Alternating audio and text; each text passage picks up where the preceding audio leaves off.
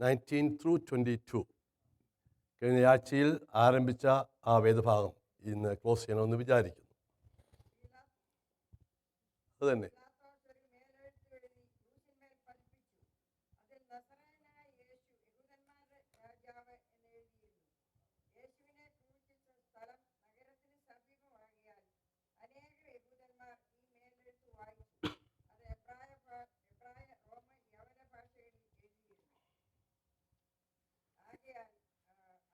ഇരുപത്തിരണ്ട് വരെ.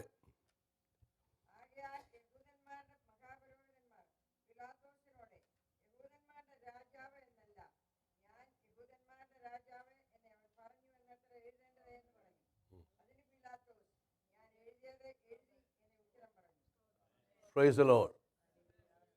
കഴിഞ്ഞ ആഴ്ചയിൽ നാം പറഞ്ഞ വിഷയം ദൈവ നിർണയം, ദ പർപ്പസ് ഓഫ് ഗോഡ്. അതിൻ്റെ 22-ാമത്തെ വാക്യം മാത്രം ആംപ്ലിഫൈഡ് വെർഷനിൽ ഞാൻ ഒന്ന് വായിക്കുന്നു. Pilot reply, what I have written and it remains written. അത് ആർക്കും വായിക്കാൻ പറ്റത്തില്ലെന്ന്. And it remains written. എഴുതിയത് പുരോഹിതൻ പറഞ്ഞാലും രാജാവ് പറഞ്ഞാലും, ലോകം ഒന്നിച്ചു പറഞ്ഞാലും എഴുതിയത് എഴുതി. ഒരു വാക്കിൽ പ്രാർത്ഥിക്കും, കർത്താവേ, അങ്ങയുടെ വചനത്തിന് അവിടത്തോളം വലിപ്പമുണ്ട്. ഈ പകൽക്കാലം ഞങ്ങളോട് വീണ്ടും സംസാരിക്കുമല്ലോ. ദൈവത്തിന് ഞങ്ങളെക്കുറിച്ചുള്ള നിർണയത്തിനായി സ്തോത്രം. ആ പർപ്പസ് അവിടുന്ന് പൂർത്തീകരിക്കും ഞങ്ങൾ വിശ്വസിക്കുന്നു. പ്രാർത്ഥന കേട്ടിരിക്കാൻ സ്തോത്രം. ക്രിസ്തുയേശുവിൻ ധന്യമുള്ള നാമത്തിൽ തന്നെ. ക്രൂശീകരണം മുതൽ അടക്കം വരെ ഉള്ള ദിവസങ്ങളിലെ ചോദ്യങ്ങൾ 5 ചോദ്യങ്ങളിൽ 4 പീലാത്തോസിനോടും, ചോദ്യമല്ല ഡിമാൻഡ്, ആവശ്യം. 4 പീലാത്തോസിനോടും, 1 യേശുവിനോടുമാണ്. ആ 4 ചോദ്യങ്ങൾ ഞാൻ കഴിഞ്ഞ ആഴ്ച പറഞ്ഞു. പക്ഷെ അതിന് ഡീറ്റെയിൽസ് ആയിട്ട് വന്നില്ല. എൻ്റെ ടോപ്പിക് കൂടെ എഴുതിയേക്കാം. ഇത് തന്നെയാണ്. What I have written and it remains written. ഞാൻ എഴുതിയത് അതങ്ങനെ തന്നെ എഴുതി. ഒരു നല്ല സ്തോത്രമൊന്നും പറഞ്ഞു.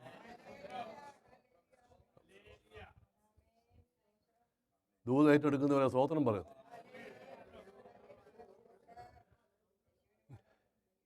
ഞാൻ എഴുതിയത് എഴുതി, അത് അങ്ങനെ തന്നെ മാറ്റിയിട്ടല്ല. ഈ 5 ചോദ്യങ്ങളിൽ ആദ്യത്തെ 4 പീലാത്തോസിനോടാ. 1, അവനെ ക്രൂശിക്ക എന്നാർത്തു വിളിച്ചു. 2, ഇപ്പം നമ്മൾ വായിച്ചത്, യോ ഇങ്ങനെ അല്ല എഴുതേണ്ടത്, പീലാത്തോസേ നിനക്ക് തെറ്റുപറ്റി. പുരോഹിതന്മാർ വന്ന് പറയുക, ഇങ്ങനെ അല്ല എഴുതേണ്ടത്. ഇവൻ യഹൂദന്മാരുടെ രാജാവ് ആണെന്ന് പറയുന്നു എന്നെഴുത്. അതിൻ്റെ മറുപടിയാ, ഞാൻ എഴുതിയത് എഴുതി, അത് അങ്ങനെ തന്നെ എഴുതും. അതിൻ്റെ അർത്ഥം എന്തുവാ? ഇതാർക്കും മായ്ക്കാൻ കഴിയത്തില്ല. 3, ഇവന്റെ കാലൊടിക്കണം. 4, കല്ലറ ഉറപ്പ്. ഈ ചതിയ, ഞാൻ വേർഡ് ഉപയോഗിക്കുന്ന തെറ്റാ എനിക്ക്, പക്ഷെ ബൈബിൾ എഴുതി വെച്ചിട്ടുണ്ട്. ഈ ചതിയൻ ജീവിച്ചിരുന്നവൾ പറഞ്ഞതാ. 3-ാം ദിവസം മന്ദിരം പൊളിച്ച് പണിയുമെന്ന്, ഉയർത്തെഴുന്നേൽക്കുമെന്ന് പറയുന്നവനും അറിയാം പറഞ്ഞതിന്റെ വ്യാഖ്യാനം. മന്ദിരം പൊളിച്ചു പണിയുമെന്ന് പറഞ്ഞിട്ടായി പറയുന്നത്. അവൻ പറഞ്ഞതാ. ശിഷ്യന്മാർക്ക് ഓർമ്മയില്ല, പുരോഹിതന്മാർക്ക് ഓർമ്മയുണ്ട്. Price the Lord. അതുകൊണ്ടൊരു കാര്യം ചെയ്യണം, കല്ലറ ഇനി മേല ഇതിനകത്തുനിന്ന് വെളി വരരുത്. വന്നോ ഇല്ലയോ? എന്നിട്ട് ഇങ്ങനെയാണോ ഇരിക്കുന്നത്?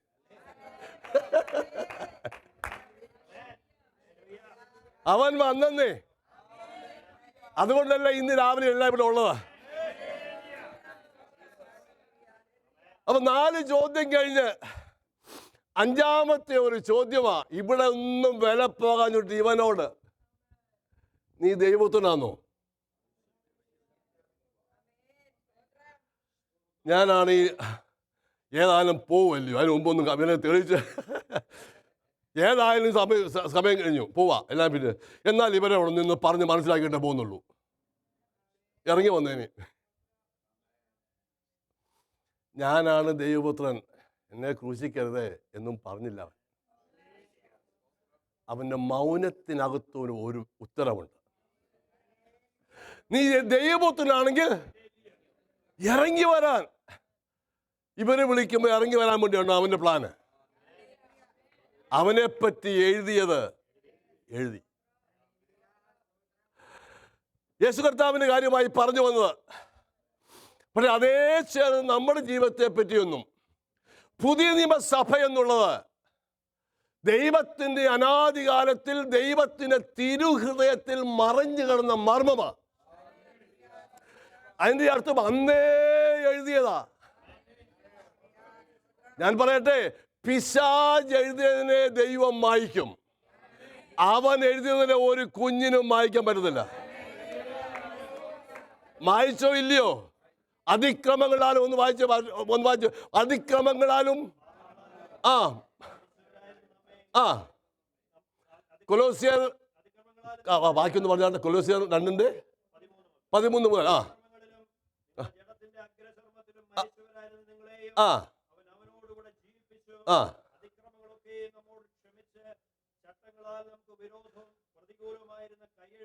നമുക്ക് വിരോധം. അതെന്താ നമുക്ക് വിരോധം? പാപത്തിന്റെ ശമ്പളം മരണമാ. നിനക്ക് ജീവിക്കാൻ അനുവാദമില്ല, നീ ഒരു പാപിയാ. ലേബൽ എഴുതി, പാപത്തിന്റെ ശമ്പളം മരണമാണെന്നുള്ളത് എഴുതി വെച്ചിരിക്കുക. മേലെഴുത്ത് നമുക്ക് വിരോധവും പ്രതികൂലവുമായിരുന്ന കൈയെഴുത്ത് സ്ട്രിപ്പ് ദം ഹെവി, മായ്ച്ചു കളഞ്ഞെന്ന്. അതുകൊണ്ടല്ലേ ഇന്ന് പകൽ ഇവിടെ ആയിരിക്കുന്നത്. മായ്ച്ചു കളഞ്ഞിട്ട് ക്രൂശിൽ തറച്ചു, നീ കളഞ്ഞു. ക്രൂശിൽ തറച്ചത് എൻ്റെ യേശുവിനെ അല്ല, എന്റെയും നിന്റെയും കൈയെഴുത്തുമാക്കിയായിരുന്നു. ഞാൻ കഴിഞ്ഞ ചില ആഴ്ചയ്ക്ക് മുമ്പ് പറഞ്ഞതാ, ഒരു കയ്യിൽ ആണി അടിച്ചപ്പോൾ നമ്മുടെ പാപത്തിന് വേണ്ടി ആണി അടിച്ചു, പാപത്തേൽ ആണി അടിച്ചു. മറ്റേ കയ്യിൽ ശാപത്തേൽ ആണി അടിച്ചു. മൂന്നാമത്തെ കാലേൽ പൈശാചിനെ തല തകർക്കുകയായിരുന്നത്. Praise the lord, praise the lord. ആ കൈയെഴുത്ത് ക്രൂശിൽ വൈപ്ഡ് ഔട്ട്, മായ്ച്ചു കളഞ്ഞു. എന്താ കാര്യം? ഇവനെ പറ്റി പണ്ട് നിത്യതയിൽ എഴുതിയിട്ടുണ്ട്. Price the Lord. അങ്ങനെയാണെങ്കിൽ നമ്മെക്കുറിച്ചും എഴുതിയതേ നടക്കും. ഒരു നല്ല സ്തോത്രം പറയാമോ? ആരെല്ലാം എങ്ങനെ മെനക്കെട്ടാലും, ആരെല്ലാം നിന്നെ ജീവിക്കാൻ അനുവദിക്കുന്നില്ലെന്ന് പറഞ്ഞാലും, ആരെല്ലാം നിന്നെ പരാജയപ്പെടുത്തുമെന്ന് പറഞ്ഞാലും, ആരെല്ലാം നിനക്ക് ജീവിക്കാൻ അവകാശമില്ലെന്ന് പറഞ്ഞാലും, എൻ്റെ ദൈവം എഴുതി വെച്ചിരിക്കുന്നത് മാത്രമേ നടക്കൂ. ഇനി ജോഷുവ എന്ന് എഴുതിയിരുന്നേ, മുമ്പേ ഞാൻ എഴുതിപ്പിക്കാവുന്ന ഈ മെസ്സേജ് ജോഷുവ വന്നുകൊണ്ടുണ്ടാക്കിയതല്ല. ആ നിൽക്കുന്ന വ്യക്തി അറിയാവുന്ന നിങ്ങൾക്ക്? ഇതുവഴി എന്താ അതിന് പറയുന്നത്, ബുള്ളറ്റ് ഇറങ്ങിയതായി മുഖത്തൂടെ. നിങ്ങൾക്ക് എല്ലാവർക്കും അറിയാമല്ലോ. ജീവിക്കത്തില്ലെന്ന് ലോകം വിധി എഴുതുക. തെളിവായി നിൽക്കുന്നു. ഡോറിന്റെ അടുത്ത് വന്ന് ഞാനിന്ന് പറയുന്നത് കള്ളന്മാരോ? എൻ്റെ ജോഷുവ പറയുന്നു, ഞാൻ തന്നെ അങ്ങ് പറയുമോ ജോഷുവയ്ക്ക് വേണ്ടി അറിയാവുന്നത്. എത്ര ബുള്ളറ്റ് വെച്ചു?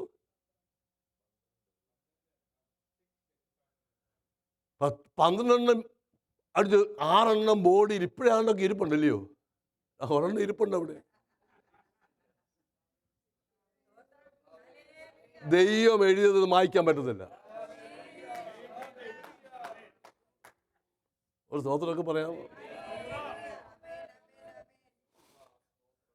നിന്നെ ജീവിക്കാൻ അനുവദിക്കത്തില്ല എന്ന് പറഞ്ഞ് 12 അടിച്ചു.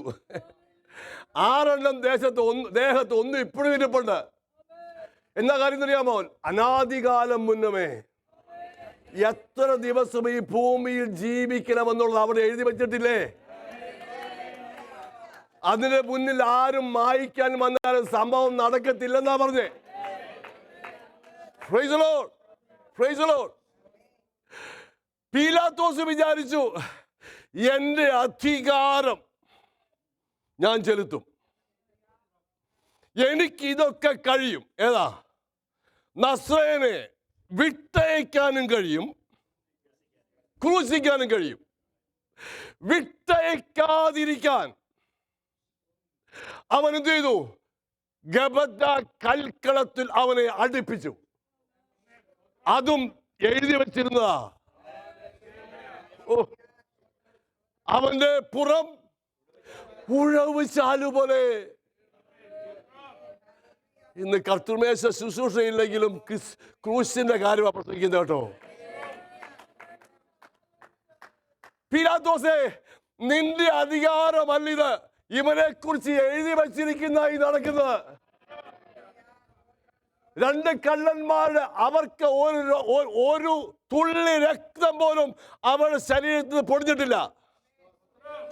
അവർ കുറ്റക്കാരായതുകൊണ്ട് ക്രൂശിൽ തറച്ചു. പക്ഷേ നടുക്കൊരുവൻ കിടക്കുന്നു, ഉച്ച മുതൽ ഉള്ളങ്കാൽ വരെ രക്തത്തിൽ കുളിച്ചവനായി. Praise the Lord. Praise the Lord. എന്തിനാ മരത്തെ തൂക്കിയത്? ശാപം. ഇപ്പോഴും ശാപം മുറിക്കാൻ നടക്കുന്നവരുണ്ട്. ഞാൻ ഒരു കാര്യം പറയട്ടെ, നമ്മുടെ ശാപം കാൽവറിയിൽ മുറിച്ചിരിക്കുക. മരത്തെ തൂങ്ങപ്പെട്ടവൻ ശപിക്കപ്പെട്ടവൻ. എന്റെ ശാപം മാറ്റുവാൻ മരത്തിന്മേൽ അവൻ കൈകാലുകളെ വിരിച്ചു കൊടുത്തു. Praise the Lord. ഇത് അൺഎക്സ്പെക്റ്റഡ് അല്ല. നിങ്ങൾക്കറിയാമോ, ഈ യെരമ്യാവ് 27:5 വായിച്ച 27:5 പെട്ടെന്ന് വായിക്കണമേ, സമയം പോയി. ജെറമ്യാ 27:5. ആ ആ അപ്പൊ ഈ മനുഷ്യനെ ഉണ്ടാക്കിയത് എങ്ങനാ? മഹാശക്തി കൊണ്ടും. ആരുടെയാ? ദൈവത്തിന്റെ കരം കൊണ്ട് ഉണ്ടാക്കിയതാ മനുഷ്യൻ. എന്റെ ഭാഷയിൽ പറഞ്ഞാൽ അവന്റെ ഫിംഗർ പ്രിന്റ് നമ്മുടെ ശരീരത്തുണ്ടെന്ന് വിശ്വസിക്കുന്ന അറിയാമോ ആർക്കെങ്കിലും? അതുകൊണ്ട് ആരുടെയും ഫിംഗർ പ്രിന്റ് എൻ്റെ നോക്കാത്തത്. അങ്ങനെയൊക്കെ വിശ്വസിക്കുന്ന അവന്റെ കൈ കൊണ്ടുണ്ടാക്കിയതാ. ഈ ഉണ്ടാക്കിയ പാത്രം ചീത്തയായപ്പോൾ സാംസ് 77:15 77:15 സങ്കീർത്തനം, തൃക്കൈ കൊണ്ട് ഈ ചീത്തയായി പോയ മൺപാത്രത്തെ വീണ്ടെടുക്കാൻ വേണ്ടിയും എന്തോ നീട്ടി? അവന്റെ കരം നീട്ടി. ഇതൊക്കെ ദൈവിക പ്ലാനാണെന്നേ. നാം ഒന്നും അൺഎക്സ്പെക്റ്റഡ് ആയി ഭൂമിയിലേക്ക് വന്നതല്ല. അവന് നിത്യതയിലുള്ള നിർണയപ്രകാരമാണെന്ന് വിശ്വസിക്കാമോ? തൻ്റെ ഉള്ളം കൈ കൊണ്ട് എന്നെ സൃഷ്ടിച്ചവൻ ഞാൻ പാപിയായി തീർന്നപ്പോൾ എന്നെ ഉദ്ധരിക്കുവാൻ, വീണ്ടെടുക്കുവാൻ വേണ്ടി ആ കരം വീണ്ടെടുക്കുവാൻ തൃക്കരം നീട്ടി. ഇനി 53:1 വായിക്കാമോ? 53:1 യെശയ്യാവ്. ഞങ്ങൾ കേൾപ്പിച്ചത് ഡോക്ടർ പറയുന്നതല്ല കേൾക്കേണ്ടത്, ദൈവം പറയുന്നത് കേൾക്കണം. മനുഷ്യൻ പറയും രക്ഷപ്പെടത്തില്ല എന്ന്, ദൈവം പറയും സമയമായിട്ടില്ലെന്ന്. ഒന്ന് വിശ്വസിക്കാമോ? മെഡിക്കൽ സയൻസ് പ്രകാരം ഞാനും ജീവിച്ചിരിക്കേണ്ടതൊന്നുമല്ല, എന്നാൽ ശുശ്രൂഷ അവസാനിച്ചിട്ടില്ലെന്ന് ദൈവം പറഞ്ഞു. അതുപോലെ നിങ്ങൾക്ക് എല്ലാ സാക്ഷ്യമുണ്ട്. Price the Lord. ഞാൻ ഒരു കാര്യം പറയട്ടെ, ആരെല്ലാം ഗവൺമെന്റോ ആരെല്ലാം എതിര് നിന്നാലും നിനക്ക് നിശ്ചയിച്ച സമയം വരെ നീ ഈ ഭൂമിയിൽ ജീവിക്കും. പിന്നെ ഒരു കാര്യം, സമയം കഴിഞ്ഞാൽ പിന്നെ എക്സ്റ്റൻഷൻ ചോദിച്ചേക്കരുത്. ഇല്ല കർത്താവേ, ഇനി 2-3 പേരെ കെട്ടിക്കാനുണ്ട്, അതുകൊണ്ട് ഇതുകൊണ്ട് ഭാഗ്യക്കാരൻ കർത്താവ് നോക്കിക്കോളും. ഒരു സ്തോത്രം പറയാമോ? എന്താ എഴുതി വെച്ചിരുന്നാണേ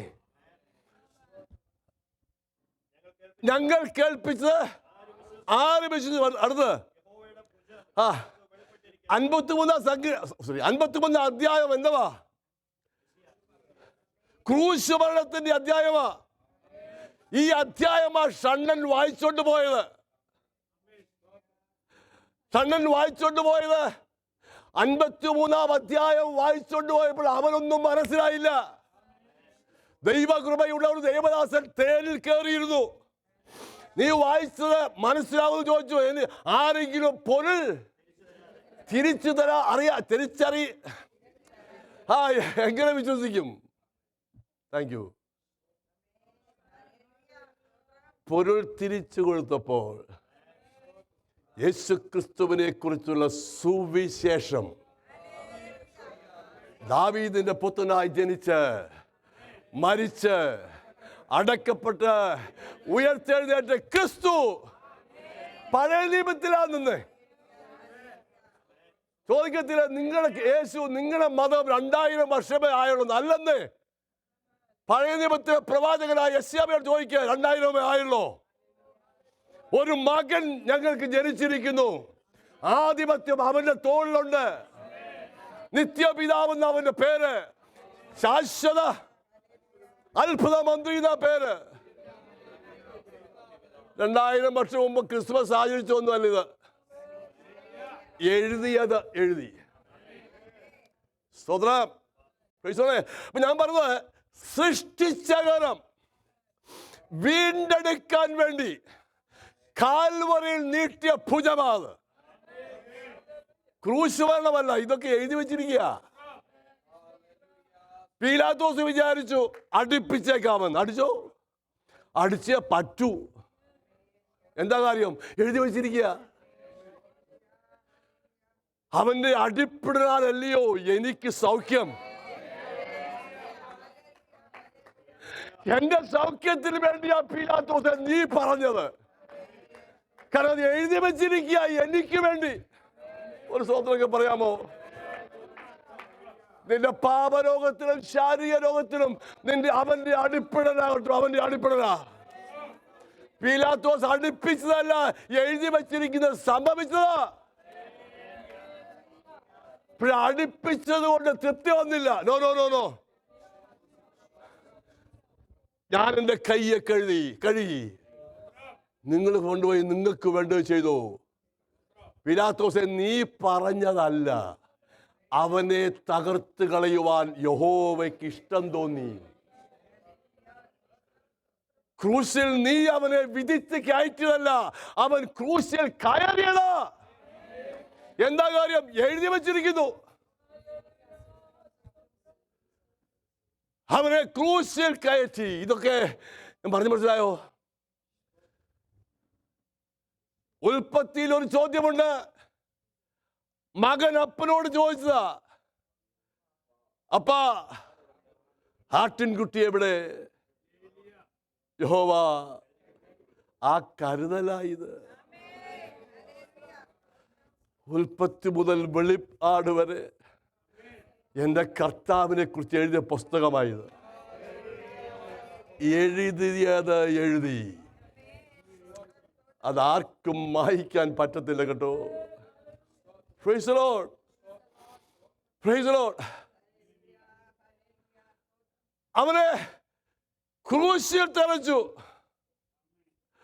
യഹൂദന്മാരുടെ രാജാവായി പിറന്നവൻ എവിടെ? കൊട്ടാരം ഭ്രമിച്ചു. അന്നതിന് മറുപടി കൊടുക്കാൻ ആരുമില്ലായിരുന്നു. ചോദിച്ച ഗവൺമെന്റ് തന്നെ യവനായ, എബ്രായ, റോമ, അനുബന്ധ അവിടെയുള്ള എല്ലാവരും അറിയണം ഈ കിടക്കുന്നവൻ ആരാന്ന്. യഹൂദന്മാരുടെ രാജാവായി പിറന്നവൻ എവിടെ? രാജാവിന്റെ കൊട്ടാരത്തിൽ മറുപടിയില്ലെങ്കിൽ ക്രൂശിൽ മറുപടിയുണ്ട്. ഇവനാ യഹൂദന്മാരുടെ രാജാവ്. ഒരു സ്വതന്ത്രം പറഞ്ഞേ. അവനെ കുറിച്ച് എഴുതി വെച്ചിരുന്നാണ്. ഞാൻ പറയട്ടെ, ഞാൻ പലപ്പോഴും പറഞ്ഞിട്ടുണ്ട്, ജനിച്ചപ്പോഴേ രാജാവായി ജനിച്ചവൻ ഒരുവനേ ഉള്ളൂ. ജനിച്ചപ്പോഴേ വിശുദ്ധ പ്രജയായി ജനിച്ചവൻ ഒരുവനേ ഉള്ളൂ. ജനിച്ചപ്പോഴേ അത്ഭുത മന്ത്രിയായി ജനിച്ചവൻ ഒരുവനേ ഉള്ളൂ. ജനിച്ചപ്പോഴേ ദൈവപുത്രനായി ജനിച്ചവൻ ഒരുവനേ ഉള്ളൂ. നാം സേവിക്കുന്ന നമ്മുടെ ദൈവമാ. Praise the lord. ക്രൂശിക്കുക, ക്രൂശിക്കുക, ക്രൂശിക്കുക. നിന്നെ കൊണ്ട് പറയിപ്പിച്ചതാ പിലാത്തോസേ. കാരണം അവനെ കുറിച്ച് എഴുതിയത് എഴുതി. രണ്ടാമത്തെ എന്തായിരുന്നു? മേലെഴുത്ത്. ഇത് നമ്മൾ ലാസ്റ്റോട്ട് പറയാം. അതാണ് നമ്മുടെ മെയിൻ ടോപ്പിക്ക്. 3, കാലൊടിക്കണം. ഒടിക്കും. 1, 2, 3 ഇങ്ങനെയാണല്ലോ ലെവല്. പക്ഷേ പട്ടാളക്കാരന് ആദ്യം 1ന്റെ അവിടെ പോയി, പിന്നെ 3ന്റെ അവിടെ പോയി, 2 പേരും ചത്തുപോയി. അവരെ ചത്തുപോയി എന്ന് പറയുന്നത് നല്ലത്. 3ാമൻ്റെ അടുത്ത് വന്നു. അവൻ ഓൾറെഡി അവൻ മരിച്ചുപോയി എന്ന് കാണുകയാണ്. അവന്റെ കാല് എന്താ ഓടിക്കുന്നത്? എഴുതി വച്ചിരിക്കുന്നു. അവന്റെ അസ്ഥികളൊന്നും ഒടിഞ്ഞു പോകയില്ല. ഓ, സങ്കീർത്തനക്കാരൻ എഴുതാ പാടിയൊന്നും അല്ലത്. അവന്റെ അസ്ഥികളൊന്നും ഒടിയത്തില്ലെന്ന്. പീലാത്തോസോ പട്ടാളം മുഴുവൻ വന്നാലും അവന്റെ അസ്ഥി ഒടിയത്തില്ല. എഴുതി വെച്ചിരിക്കുക, എഴുതി വെച്ചിരിക്കുക. അവന്റെ അസ്ഥികളൊന്നും. Price the Lord. പിന്നെ എന്തോ ചെയ്യുന്നറിയാമോ? അസ്ഥികൾ ഒടിഞ്ഞു. അല്ല, സോറി, അസ്ഥികൾ ഓടിക്കാൻ പറ്റിയില്ല. എന്നാ അങ്ങ് വിട്ടേക്കാം അവനെ. വിട്ടോ? എന്ത്? ഒരൊറ്റ കുത്ത്. അവര് കുത്തിയതല്ല, എഴുതി വെച്ചനുസരിച്ച് കുത്തിയത. എന്താ കാര്യമെന്ന് അറിയാമോ? സെക്രിയ പ്രവാചകന്റെ പുസ്തകം 12-ാം അധ്യായം 10-ാമത്തെ വാക്യം വായിക്കാമോ? സെക്രിയാവ് 10.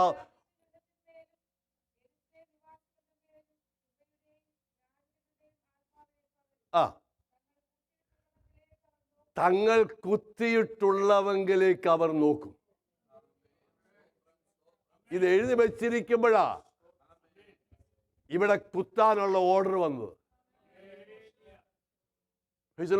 കുത്തൻ മറ്റു രണ്ടുപേരെ കുത്തിയില്ലല്ലോ, അവരും മരിച്ചു പോയില്ലേ? ഇവനെ എന്താ കുത്തിയത്? എഴുതി വച്ചിരിക്കുന്നു. അവർ കുത്തിയവെങ്കിലേക്ക് നോക്കും. ഞാൻ പറയട്ടെ, യഹൂദന് ഇന്ന് അവനെ ആരും തോൽപ്പിക്കാൻ കഴിയത്തില്ല. അവൻ ദൈവത്തിന്റെ ജനമാണ്. ആരെല്ലാം ഒന്നിച്ചു വന്നാലും യഹൂദനെ തോൽപ്പിക്കാൻ കഴിയത്തില്ല. പക്ഷേ കഷ്ടതയിൽ കൂടെ പോകുന്ന ഒരു സമയം വരും. ഒരു കുഞ്ഞും അവനെ സഹായിപ്പിക്കാൻ സമയം വരും. അന്ന് നിലവിളിക്കുന്ന നിലവിളി എഴുതി വെച്ചിരിക്കുന്നത്, ഞങ്ങളുടെ മശിഹായെ ഞങ്ങൾ രക്ഷിക്കാൻ വരണമേ, അവനെ ഓർത്തു വിലപിക്കുമെന്ന്. അവർ കുത്തിയവെങ്കിലേക്ക് അവ അത് എഴുതി വെച്ചിരിക്കുമ്പോൾ ഒരുത്തൻ കുത്തിയല്ലേ പറ്റത്തുള്ളൂ. ഞാൻ എന്തിനാ ഇതൊക്കെ പറഞ്ഞറിയാമോ? നമ്മൾ അഭിമുഖീകരിക്കുന്ന വിഷയമൊക്കെ ദൈവം അനുവദിച്ചിട്ടാന്ന് വിശ്വസിക്കാൻ വേണ്ടിയാ.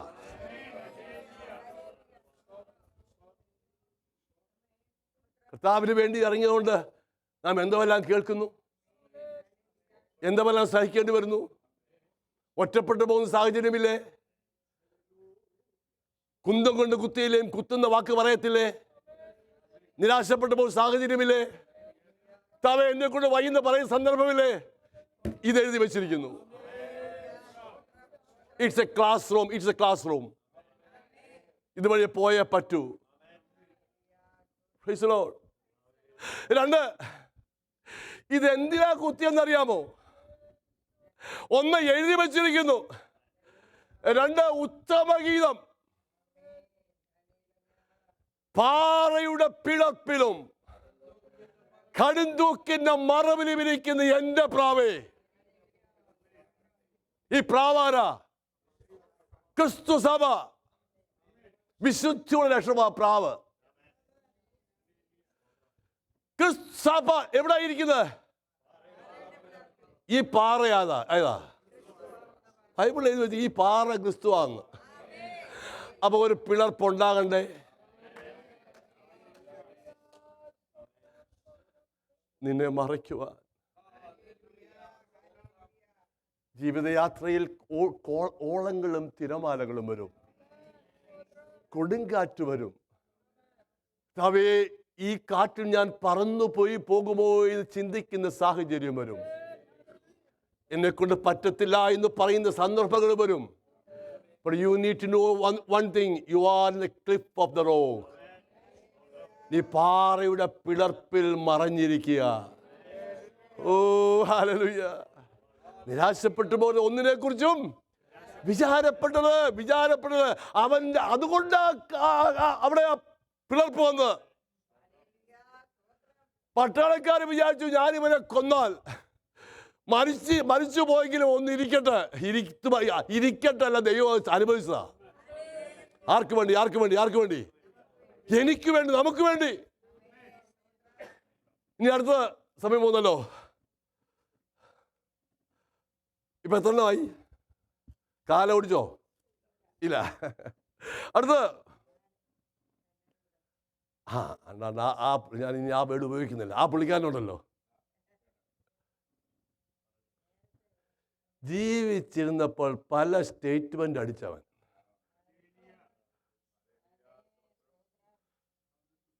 പക്ഷേ ഞങ്ങൾക്ക് ഒരു കാര്യം ഓർമ്മയുണ്ട്,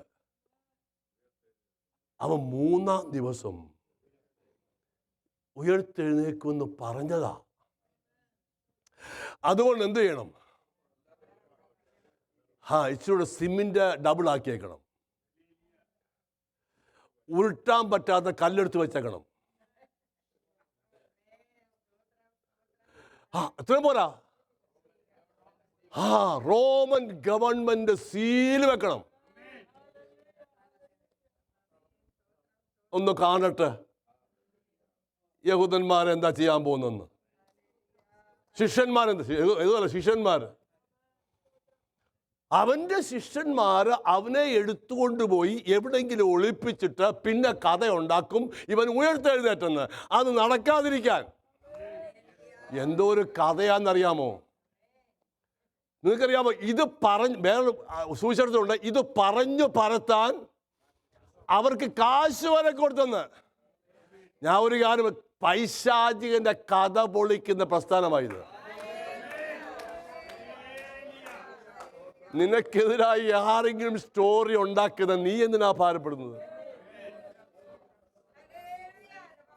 നമുക്കെതിരായി ആരെങ്കിലും സ്റ്റോറി ഉണ്ടാക്കട്ടെ, ഇല്ലാത്തത് ഉളവാക്കി ഉണ്ടാക്കട്ടെ, നീ ഭാരപ്പെടണ്ട. നിന്റെ നേരെയുള്ള കഥയെ പൊളിക്കുന്ന നസ്രായനാ ഇവിടെയുള്ളത്.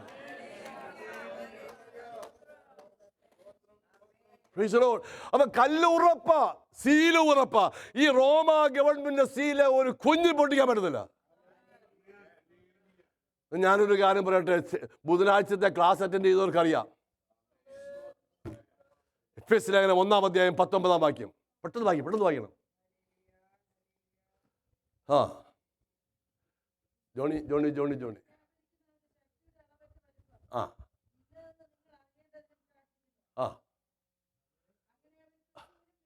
ആ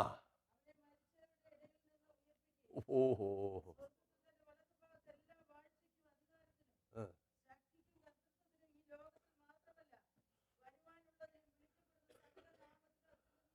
ആ 19 ബാക്കി മാത്രം ഒന്ന് വായിച്ചു ഒന്നുകൂടെ 19 മാത്രം. വിശ്വസിക്കുന്ന നമുക്ക് വേണ്ടി വ്യാപരിക്കുന്ന അവന്റെ ശക്തിയുടെ അളവറ്റ വലിപ്പം. നിങ്ങൾക്കറിയാത്ത ഒരു കാര്യം ഞാൻ പറഞ്ഞു തരിക.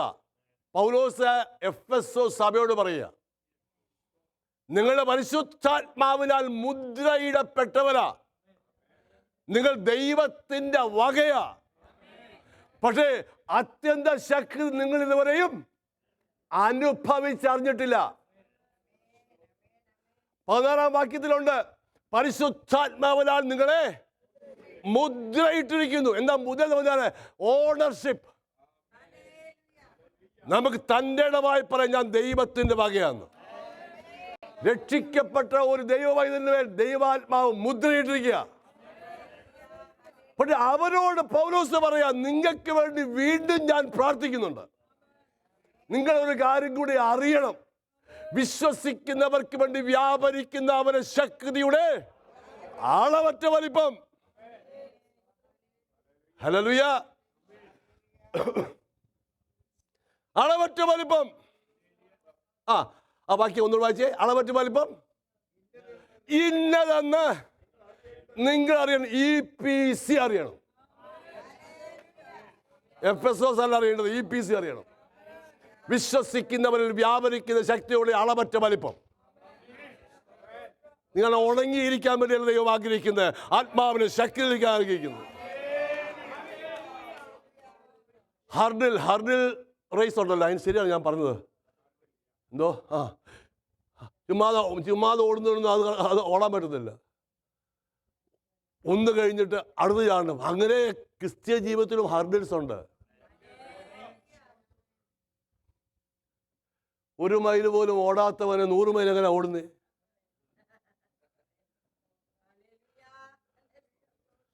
ഒരു ടീച്ചറുടെ വേക്കൻസി ഉണ്ട്, ഒരു അമ്മാമ്മ അപ്ലൈ ചെയ്തു, കിട്ടിയില്ല, കംപ്ലൈന്റ് വന്നു. അമ്മാമ്മ സ്കൂളിൽ പോയിട്ടില്ല. പ്രാക്ടീസ് ഇല്ലാതൊന്നും ചെയ്യാൻ പറ്റത്തില്ല കേട്ടോ. അതിനെന്താ വേണം? ഈ ഹാർഡിലെ ചാടിക്കിടക്ക് എന്ത് വേണം? സാധാരണ ശക്തി കൊണ്ട് പറ്റത്തില്ലെന്നാ പറഞ്ഞേ. ഇവിടൊക്കെ ഇച്ചിരി മസിൽ വേണം. ഞാൻ ഈ ഫിസിക്കലേ അല്ല പറയുന്നത് കേട്ടോ, പ്രാക്ടീസ് ചെയ്യുന്ന സ്ഥലമാണ് ദൈവസഭ. കഴിഞ്ഞ ആഴ്ചത്തേക്കാൾ നമ്മൾ മിക്കവാറൊക്കെ ജിമ്മിൽ പോകുന്ന ചിലരൊക്കെ കാണുമല്ലോ. ഇവിടെ 4 മണിക്കൂറൊക്കെ പോകുന്നവരുണ്ട്. അങ്ങനെയൊക്കെ പോകണ്ട, വല്ലപ്പോഴൊക്കെ പോകുന്നില്ലയോ? എന്തിനാ പോകുന്നത്? ഇനി ഈ വർഷം ഒന്ന് പോയി, അടുത്ത വർഷം ഒന്ന് പോയാൽ മതിയോ? എല്ലാ ഞായറാഴ്ചയും പോകണം. മനസ്സിലായവർക്കായി സ്വതന്ത്രം. കൂട്ടിന് അമ്മാമ്മ പോലും ഇല്ല, പിന്നെയും തന്നെ വന്നിരിക്കുന്നു ജിമ്മില്. ഇത് ജിമ്മാ എന്റെ സഹോദരി, ഇത് ജിമ്മാ. എന്തിനാ? ചാടുവാൻ ശക്തിക്ക് വേണ്ടി. ഹല്ലേലൂയ. ശക്തി. എന്നിട്ട് പറയുവാണ്, നിങ്ങൾ ഇത് അറിയണം, അവൻ 20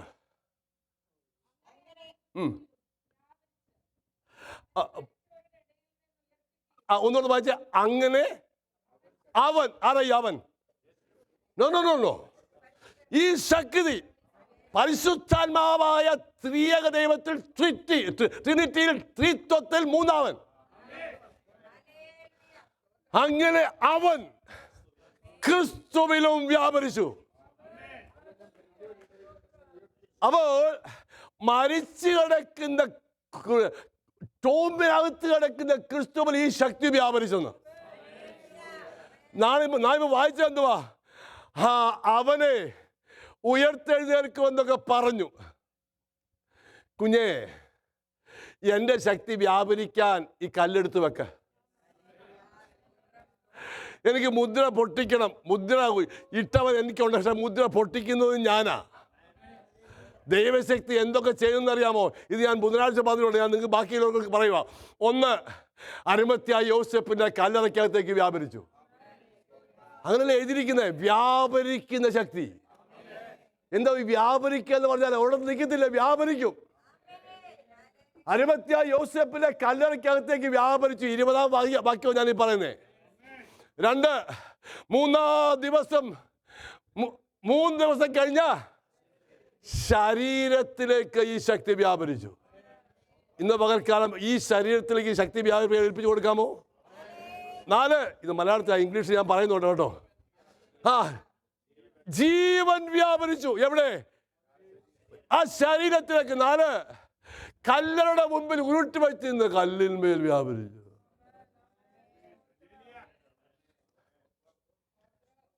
കല്ലിലോട്ട് വ്യാപരിക്കാൻ ദൈവം വന്നു. ഇതും കൊണ്ടൊന്ന് ഉരുട്ടി വെച്ചേ. എഴുതിയത്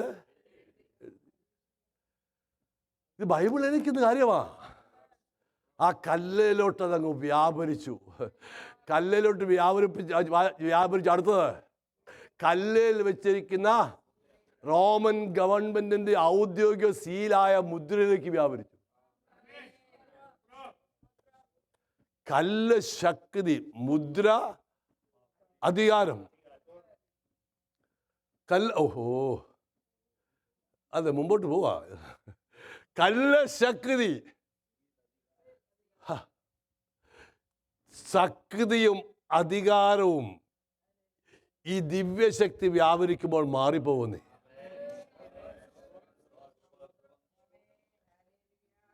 ഇന്ന് ഗവൺമെന്റ് ഉത്തരവിട്ടിട്ട് പോലും ദൈവജനത്തിന് പെർസിക്യൂഷനാ.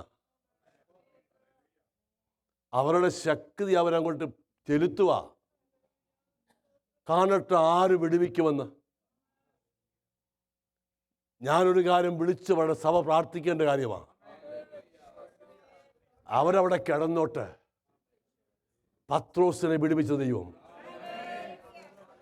ഫിലിപ്പ്യ കാരാഗ്രഹത്തിൽ ഇറങ്ങി വന്ന ദൈവം, ഈ ദിവസങ്ങൾ ദൈവപ്രവൃത്തി വെളിപ്പെടുന്നത് സഭ വിശ്വസിക്കാമോ?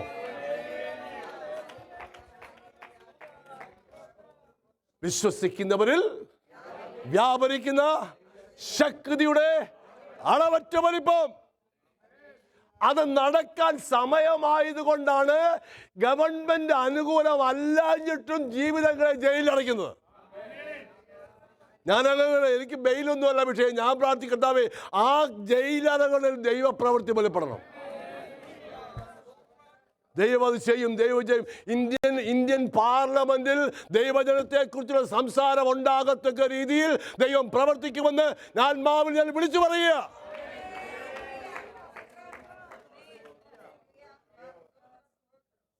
ശക്തിയും അധികാരവും, ഈ ശക്തി വന്നപ്പോൾ, സൂപ്പർ നാച്ചുറൽ പവർ വന്നപ്പോൾ ഇതെല്ലാം മാറിപ്പോയെന്നേ. എന്താ കാര്യം? എഴുതിയതഴി പെട്ടെന്ന് സ്വർഗത്തിലേക്ക് ഈ ശക്തി ഉയർത്തിയവനെ. അടുത്ത പിതാവിൻ്റെ വലത്ത് ഭാഗത്ത് ഇരുത്തി. അടുത്തത് സകല വാഴ്ചയ്ക്കും അധികാരത്തിലും അവൻ്റെ കാൽ കീഴാക്കി. അടുത്തത് അവനെ സകലത്തിലും മീതെ തലയാക്കി. അടുത്തത് അവനെ നിറയ്ക്കുന്നവന് നിറവായ സഭയ്ക്ക് കൊടുത്തു. ഇതവിടെ എഴുതി വെച്ചിരിക്കുന്ന കാര്യം. യോണി, നിറയ്ക്കുന്നവരെ നിറവായി സഭയ്ക്ക് കൊടുത്തു. ആരാ ചെയ്തത്? ഈ ശക്തി അറിയാതെയാ നസ്രയനെ ഇതിനകത്ത് വെച്ച് കല്ലും വെച്ച് സീലും വെച്ചിരുന്നേ. സ്തോത്രം പറയാം. അവനെക്കുറിച്ച് എഴുതിയത് എഴുതി. And the last one. അപ്പോൾ ഒന്നാമത്തെ എന്തുവായിരുന്നു? അവനെ ക്രൂശിക്കുക. 2, അല്ലല്ല, മേലെഴുത്ത്. 3, കാലെറിഞ്ഞു. 4, കല്ലെറും. 5, അവനോടാ. മറ്റുള്ളവരൊക്കെ നടക്കാൻ അവസാനം പുള്ളി എടുത്തു വന്നു. നീ അതിൻ്റെ മറുപടി യേശു ഒന്ന് പറഞ്ഞു. ഞാൻ പറയാം, നീ പറയുമ്പോൾ ഇറങ്ങി വരാൻ ഞാനിരിക്കുന്നത്. നീ ദൈവപുത്രനെങ്കിൽ ഇറങ്ങി വാ. പക്ഷെ ഒരു കാര്യം ഞാൻ പറയാം, അവൻ വരും നിശ്ചയം.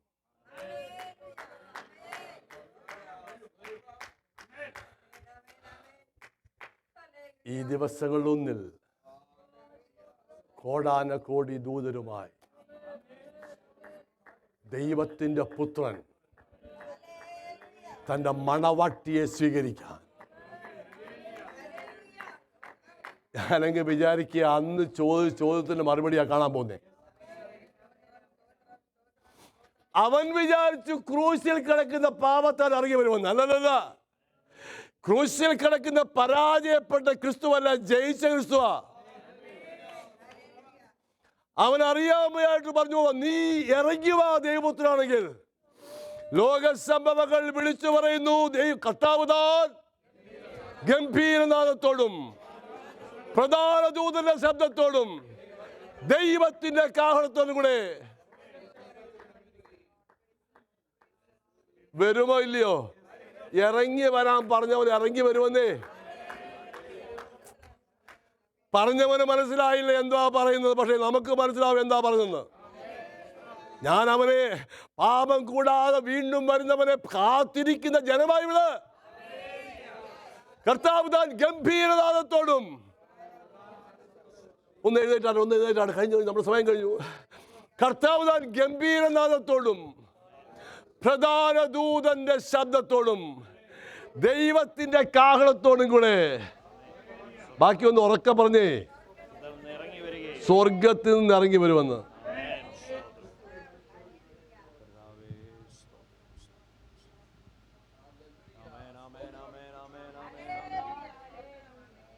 എൻ്റെ യേശുവിനെ കല്ലറയ്ക്കകത്ത് കുഴിച്ചിട്ടു. അവൻ വരവ് താമസിച്ചാൽ എന്നെയും മൂടും, മണ്ണ് മണ്ണോട് ചേരും. ക്രിസ്തുവിൽ മരിച്ചവർ മുമ്പേ ഉയർത്തെഴുന്നേൽക്കും. ജീവനോട് ശേഷിക്കുന്ന നാം അവനോട് കൂടെ തേജസ്കരിക്കപ്പെട്ട ശരീരവുമായി